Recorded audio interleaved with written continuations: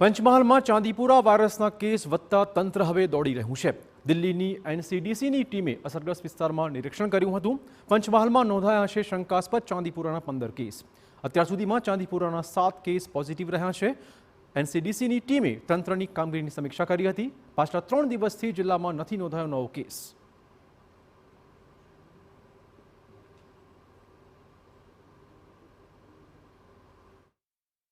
પંચમહાલ જિલ્લામાં અત્યાર સુધીમાં કુલ 15 જેટલા શંકાસ્પદ વાયરલ એન્કેફેલાઇટિસના કેસો રિપોર્ટ થયેલા છે અને જેમાંથી 7 કેસ ચાંદીપુરા વાયરસ માટે પોઝિટિવ આવ્યા છે।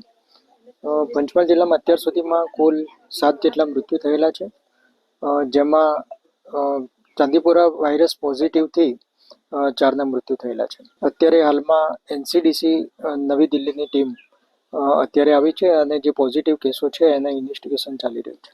પંચમહાલ જિલ્લાની અંદર ચાંદીપુરમના જે શંકાસ્પદ કેસો સામે આવ્યા હતા, કુલ 15 જેટલા કેસો સામે આવ્યા છે અને 7 જેટલા બાળકોના મોત થયા છે। સમગ્ર મામલે થોડા દિવસ અગાઉ જે એનઆઈવી પુણેથી જે એક વૈજ્ઞાનિકોની ટીમ આવી હતી પંચમહાલ જિલ્લાની મુલાકાતે અને અસરગ્રસ્ત વિસ્તારોમાં ગઈ હતી, તો હવે દિલ્હીથી એક વૈજ્ઞાનિકોની ટીમ એનસીડીસીની જે વૈજ્ઞાનિકોની ટીમ છે ગોધરા ખાતે આવી પહોંચી છે। અને દ્રશ્યોમાં જોઈ શકો તે પ્રમાણે ગોધરા તાલુકાના જે અસરગ્રસ્ત ગામો છે ધોળાકુવા ગામ છે તે ગામની અંદર હાલ જે સ્થાનિક આરોગ્ય વિભાગની ટીમ છે તેમની સાથે રાખી અને વૈજ્ઞાનિકોની ટીમ દ્વારા હાલ સેમ્પલ કલેક્શન તેમજ જે અહીં સર્વે કરવામાં આવી રહ્યો છે। અહીંયા જે સેન્ડફ્લાય નામની માખી જે આ વાયરસની વાહક ગણવામાં આવે છે તેને પણ પકડવાની અને તે અંગે સંશોધન કરવા માટે અહીંયા સ્થાનિક જે અસરગ્રસ્ત વિસ્તારો છે તેની અંદર સર્વેની કામગીરી હાથ ધરવામાં આવી છે। તો બીજી તરફ સ્થાનિક આરોગ્ય વિભાગ દ્વારા પણ સર્વેલન્સની કામગીરી પહેલા કરવામાં આવી હતી અને ફરી પણ